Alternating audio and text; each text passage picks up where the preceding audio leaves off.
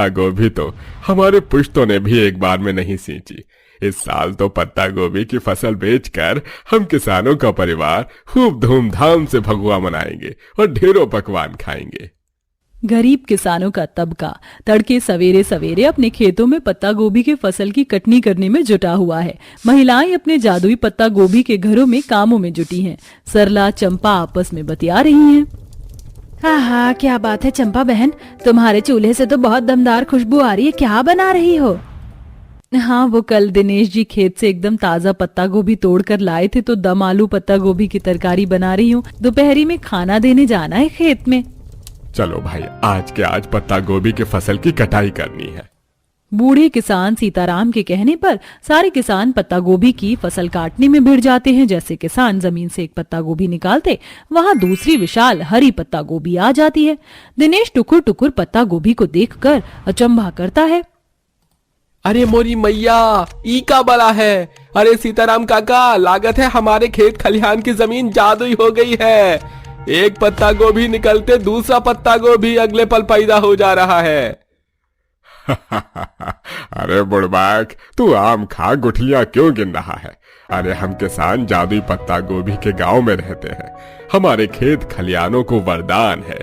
अब हमारे आने वाली 7 पुश्तें भरपेट खाएंगी और खुशहाली से रहेंगी। इसी के साथ जादुई पत्ता गोभी गांव के किसान पत्ता गोभी के फसल की कटाई में जुट जाते हैं। मगर इस सुख समृद्धि खुशहाल गांव का रहस्य कहीं दुखों, कठिनाइयों, कष्टों भरा तो नहीं रहा था। जहां कड़ी दोपहरी में भी खेतों में चहल पहल छाई है।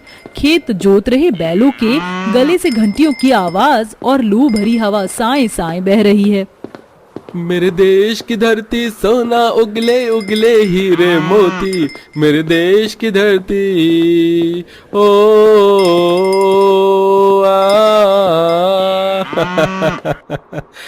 अरे का हो सीताराम काका, अरे अभी से थक कर बैठ गए? अरे अभी तो बीज की रोपाई करनी है।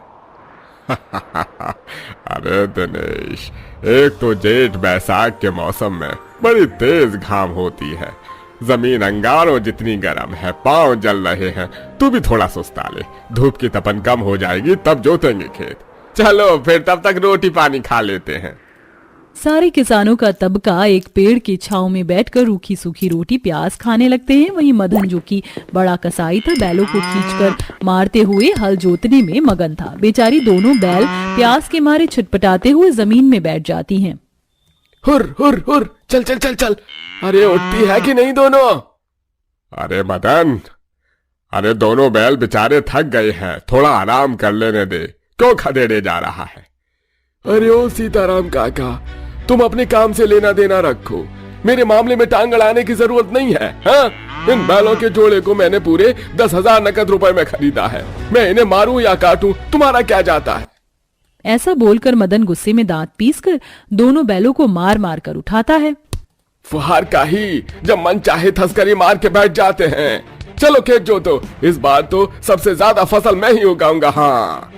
पालमपुर गांव के अधिकतर निवासी किसानी करते थे। हालांकि सरकार की नजर से गांव पिछड़ा हुआ था, सड़कें कच्ची थी, मगर पुरखों की देन से सबके पास अच्छी खासी जमीन थी, जिस पर खेती बाड़ी करके सब जीविका उपार्जन करके परिवार का भरण पोषण करते थे। सब स्नेह प्रेम से रहते थे। वैसे तो सबकी जिंदगी गरीबी में कट रही थी। त्योहार पर पूरी पकवान खाने के लिए सब तरस कर रह जाते और साल का अधिकतर समय नमक रोटी खाकर गुजरता था। मगर मदन अव्वल दर्जे का कसाई, लोभी, लालची आदमी था।